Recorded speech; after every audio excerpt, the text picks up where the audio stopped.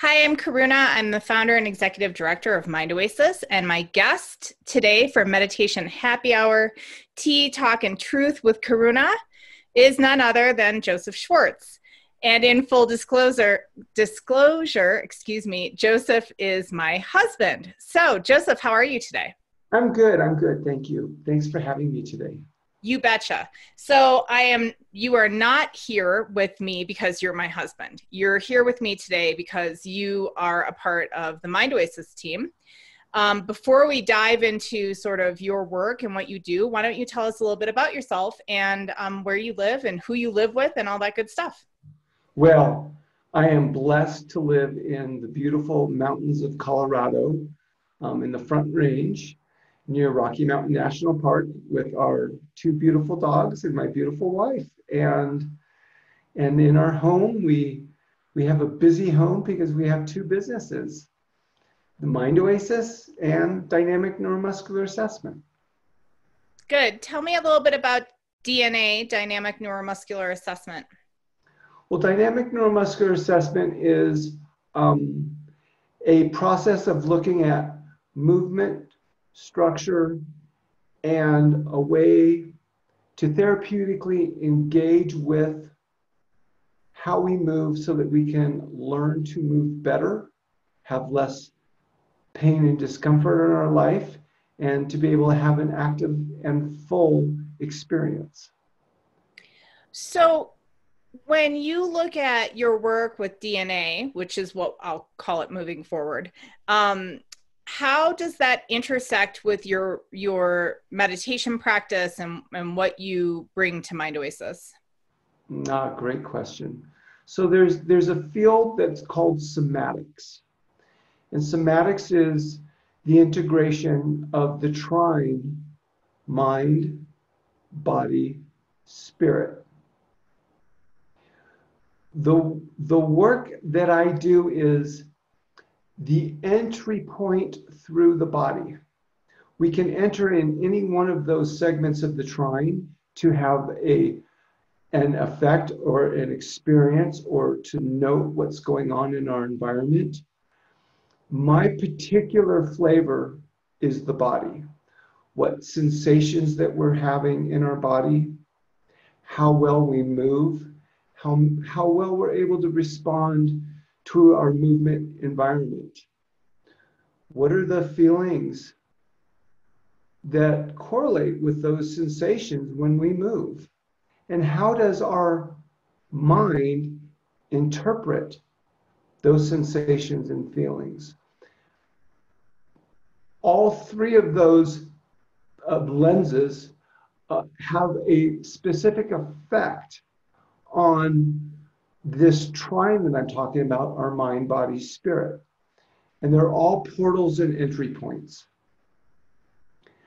My particular flavor is a term that I've called joint flossing, which is how we move our joints, how we organize, how we coordinate. Those unique coordinations that we have a very specific effect on our experience. And when we change the way that we move, we change our experience. Yeah. So for people who maybe are listening that maybe don't have a movement practice of any sort, maybe their flavor of meditation is to sit and perhaps their job is rather sedentary, what would you say to those folks as maybe an encouragement to get into their bodies? Yeah, so if we start to look at our nervous system and our brain, there's no separation between the brain and the body. It's a continuous element of communications. It's a network. They call it the central nervous system and the peripheral nervous system. And so if we're focused on our central nervous system or our brain and our feet in our meditation practice, we're missing a very large portion of our experience. What can we do about that? Well, we have to be incremental, because if we do too much too fast, one, it's not fun because it's uncomfortable. So we have to find our comfort level to do an incremental amount of introducing more movement into our life. And what that really means is, what does our daily practice look like? Like, for example, one of our teachers, Kelly Lindsay, loves to have the one song dance party before a seated meditation practice. Why do we do that? Because it brings awareness to the senses in our body. We get to move, we get to get the wiggles out so that we can have a more productive sit. There's lots of different ways that we can organize our practice to get the wiggles out. One of them is in the programming that I've created for Mind Oasis called Mindful Movement. And there's 6 different segments of classes that all build on each other. And what they do is they give us a library. They give us a vocabulary of movement so that we can start to find our own practice. So if someone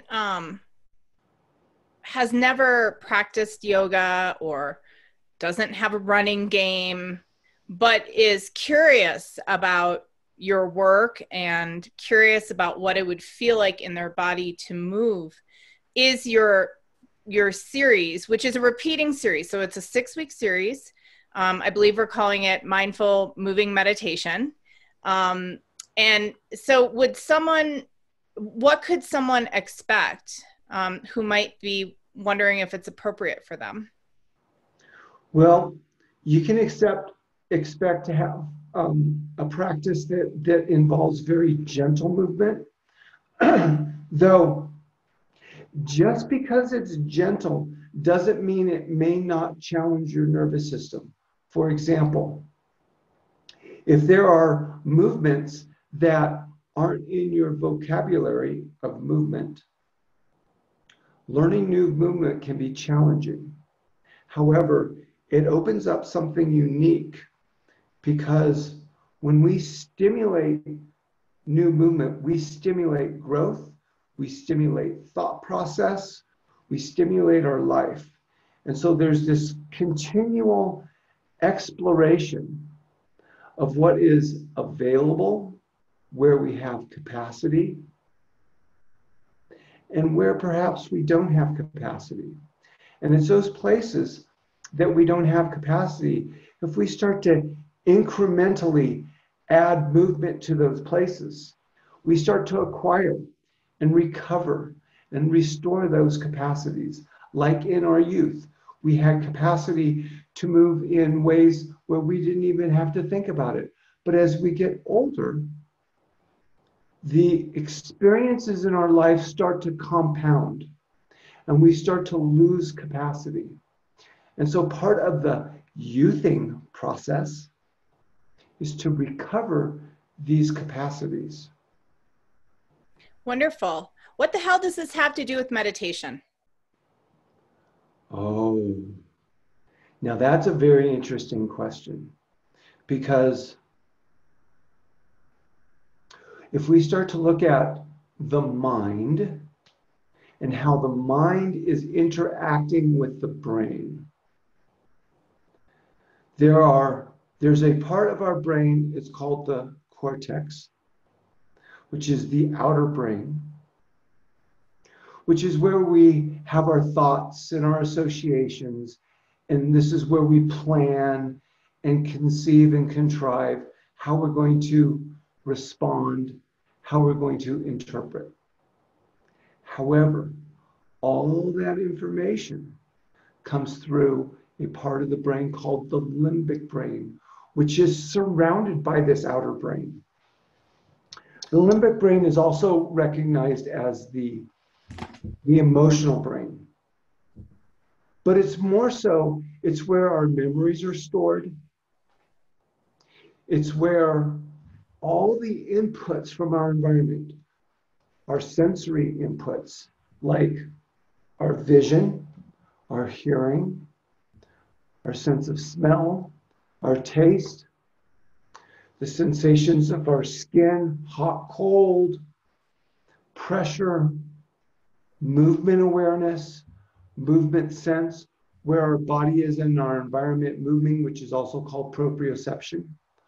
All these inputs come in through the limbic center.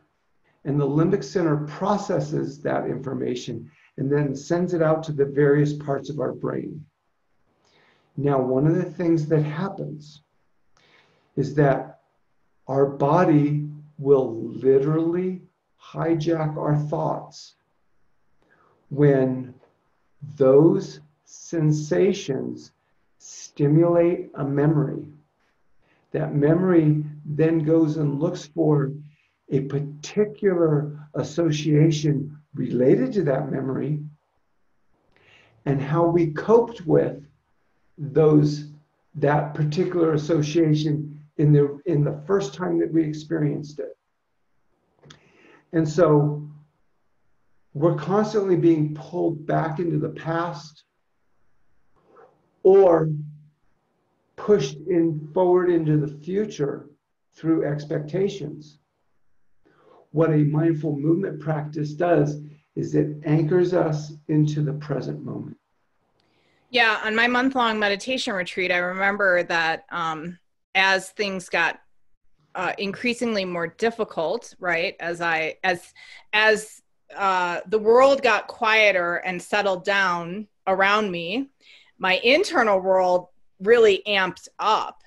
And during that time in my life, really the only thing that could help was to get on my feet and engage walking meditation. The moment I went back to sit, it was a complete shit show. But when I could be in my body, feeling the air on my skin, feeling my feet on the earth, somehow that, obviously it grounded me, but there was something else to almost forcing me into the present moment. So why don't you talk a little bit about how you teach walking meditation? You know, I feel like, before you go there, I feel like walking meditation is, it's really elusive. I remember it being very elusive until I read about it in The Mind Illuminated. And, you know, I had done the walking meditation where you're in a group and you walk around in a circle, which to me is just like hell. So I thought walking meditation sucked. And I'm wondering if other people have either no idea why the heck one would engage walking meditation, two, if they've had a similar experience where it felt like sandpaper on your skin, and then, you know, three, maybe people have absolutely just no idea like what walking meditation does for you and why you would engage it. So I'd love for you to just sort of pick apart walking meditation according to Joseph. Okay. Well, that's really fun. You know, I think one of the biggest challenges that people have is that their sensory experience in their body has been muted. And when I say muted, I mean that the compounded experiences that they've had in their life, it's no longer safe to be in their body and to fully experience the sensations that their body is relaying. And walking meditation will bring that up. So, because of that, what we have to do is we have to give the mind actually something to organize on. We have to give the mind something to do while we're in walking meditation. And for that is, how are we organizing our body? How are we organizing our structure? How are we organizing our movement? And that focal point becomes the meditation practice. In my walking and meditation practice, I've identified what I call 18 different points in the movement cycle when we walk. And each one of those points has many different qualities that we need to learn how to organize while we're moving through one point to the next. Because really, if we think about movement, there are three stages in movement. There's the beginning stage, there's a transition to the end stage, and that end stage becomes the beginning of the next movement. And so it's this continual wave, or it's a continual cycle. And each place in that cycle, we are organizing, we are responding, we are receiving what are called the afferent inputs, or the inputs that the nervous system is receiving from our body to the limbic center in our brain, and we're processing. So when we're in that room and we're going around that circle and it's driving us nuts, it's because, one, those afferent signals are stimulating something in our past, or two, we're not actually being present to those sensations. We're letting our mind hijack us out of the present moment. And so to anchor back into the present moment, which is one of the main benefits of a meditation practice, is learning how to anchor.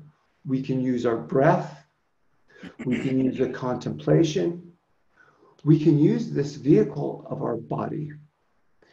And so there's a process of learning how to be in the body. And that process is learning joint by joint how each joint moves, how each joint relays a series of sensations and experiences. Yes? Sorry. No, Oh. Go ahead. There was a pause. And so when we go through this learning process, it may feel challenging or pedestrian initially because we're going through a cognitive learning process. But once we've learned the process, then something else can reveal itself. And that's what we're looking for in our meditation practice.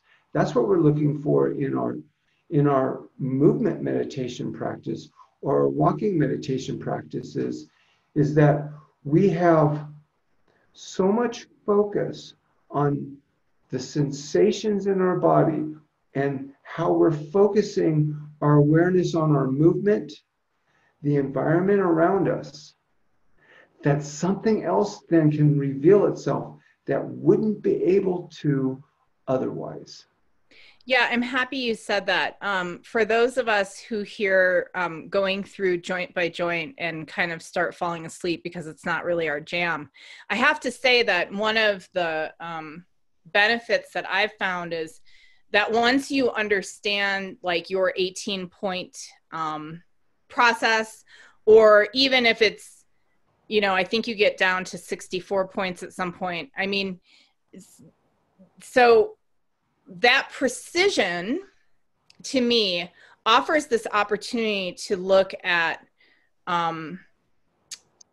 awareness and attention. And I think this is one of the most beneficial aspects of incorporating walking meditation into your seated practice, particularly if you go on retreat. So the meditation practices that we engage in on Mind Oasis, typically we're engaged in a shamatha practice, kind of a fancy word that just simply means calm abiding, peaceful abiding. And the practices that help you get there are typically we focus on in Mind Oasis, at least, on the sensation of breath. But if one gets too myopic, right, if you get too into your breath and the doorbell rings or the dog barks, you jump out of your skin because you've lost your field of awareness. One of the parts of walking meditation that really excites me, a little bit less than the 18 points, is that when you start to be able to flow through them, right, you don't have to think about them quite as much. The movement becomes the focal point, the attention. And then the things around you, the air, the sounds, the movement of the trees, etc., that becomes your awareness field. And it's a very, would it be tactile? Would it be tangible? I'm not sure the right word for it. It's visceral. You can really, rather than feeling it on your breath and then hearing it with your ears or your skin, it's almost like you're in the attention versus awareness. You become the attention versus awareness, as opposed to, in my experience, there being a little bit more of a barrier almost when you're just seated with your breath. And this is a more experiential attention awareness practice that I just think has the potential to boost your ability to sit with that on your cushion. Precisely. I think that the attention that we are giving to how we're organizing in our body is the bridge for the awareness field. And it's in that bridge that we become integrated with that awareness field. Yeah, I really like that. So you also have a workshop, a mini workshop coming up in August. And it's all about walking meditation. And it's something special we're doing for anyone who either went through the meditation challenge this past spring, or is a member or has been a member of community meditation in the past. So any of those folks can join, and it's complimentary. And there are a couple of other mini workshops that are going on as well. So if people are interested, they can join community meditation and get to come and hang out with you and do walking meditation. Can you tell us a little bit what folks can expect in that workshop? Yes. We're going to start with an initial check-in with our body, where we're going to do a journaling exercise where we look at the three lenses. Where does our attention go in our body? What are the sensations there? What is our body revealing or having a conversation with, or trying to talk to us, essentially? What messages are there? And then often in those regions of our body, there are feelings. There's experiences, associations, emotions that correlate to these sensations. Those two items, those two lenses combine and inform the third lens, which is our thoughts. And so we will go through a journaling exercise of looking at those three lenses and what's happening in our experience in the present moment. Then we're going to go through a movement practice. And the movement practice will start with some very simple, basic joint mobility drills so that we can have the tools that we need for looking at these 18 points. We have to have a reference. Like if I say, come to ball of foot, what does that mean? Well, we're going to have some movement drills so that we have an understanding of what that means. We'll go through a walking meditation practice in which we'll look at moving forward engineering, and also moving backwards, which is called reverse engineering. That's going to have a very specific effect on our nervous system. Everybody's experience is going to be unique to how they organize their body and their past experiences. After we do that, That'll be about a half hour work.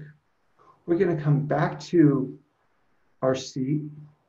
We're going to take inventory again, and we're going to have another journal entry process, looking at those three lenses again. How has our experience changed by doing this movement practice? This starts to bring more awareness to the non-tangible experience that we have, to make it more tangible by actually writing down what our experience is. And then we can start to compare and contrast. Very cool. And your kind of on repeat 6-week series of mindful moving meditation just started this past week. People can still join for sure, right? They get the recording from this past week, and then they can come in week 2. It's listed under workshops and series on mindoasis.org. I'd like to know about, I know that you are a movement therapist and that you are an educator at this point in your career, right? You share your wisdom with folks who are engaged in massage therapy, chiropractic, physical therapy, and so forth. And I'm just wondering if you feel like either workshop is something that would be of benefit to those folks. And if so, maybe you can just talk about why. Again, I believe it comes back to the idea of having awareness in our body, right? Because it's the awareness in our body gives us the ability to focus our attention. And so, like for example, in physical therapy, practitioners will give people exercise sets to help them with their particular problem. It's usually a problem with pain or injury, or perhaps they're unable to participate in the game that they love or the activity that they love. And exercise without the intention and awareness becomes mute. It's going through motions without creating change. It's only reinforcing a pattern that they've used to cope with their past experiences. So with the mindful movement courses, we're looking at bringing more awareness into what we are experiencing, looking at different ways that we can organize how we move so that we can change that experience. This becomes very important. Without that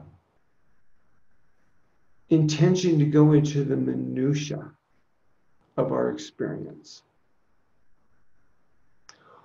our brain literally goes into autopilot and it just accomplishes it.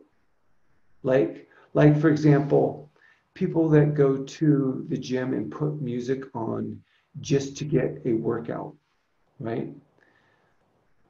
They may be receiving cardiovascular benefit from it, but they're not learning to move better. If we want to engage in the process, I call it youthing. I'm 60 years old and I'm pretty vibrant for my age. The process of youthing requires us to recover movements that we have lost. In order to do that, we have to focus on the minutia. We have to focus on the intention of a movement. We actually have to slow it down to where it's, I'm going to use the word painful, even though pain isn't involved, but it's painful because it can be excruciatingly boring to look at how a joint moves very slowly and looking for the little glitches or the little places our brain wants to move around instead of engaging. So what I'm hearing you say is that for the workshops and series, that if you are in the movement arts, such as a physical therapist, chiropractor, massage therapist, if you are a personal trainer, that by learning some of these techniques about how to bring personal awareness to your own body, that then you can take that and you can help your clients begin to not just do the things that you were taught in school to teach them, but to also actually engage the process in a more meaningful way. Yeah, that's a beautiful summary. So just to recap, Joseph has a weekly course or a weekly, I guess it's a course, a weekly course, mindful moving meditation, where he goes into all of these wonderful movement exercises in depth to help get you out of your mind and into your body. This month in August, I think it's the 22nd, it's on mindoasis.org. You're bringing a mini workshop on walking meditation. That's available actually for free for anyone who is a part of the meditation challenge and or part of community meditation. So before we wrap up, the way that I like to always engage my guests is with a question. Because it's Tea Talk and Truth with Karuna, my tea today is sparkling water with lemon. Do you have tea or coffee with Joseph? I don't. Oh my goodness. Oh no. We definitely got through the talk. I'll say that we got through the tea. So we have to get to the truth. And so what is your truth? My truth is that these bodies are joyful vehicles. And in order to increase our capacity of joy, we need to be in our body and we need to sense. We need to feel, and we need to move. We need to move well, and we need to move often. Is that something in your workshops and the teachings that you bring on Mind Oasis and DNA that folks would have the opportunity to explore? Well, I believe that the quality of the journaling work that we do helps to reveal that.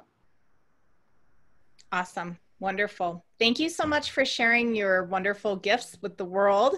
Thank you for being with me on Meditation Happy Hour, Tea Talk and Truth with Karuna, Joseph.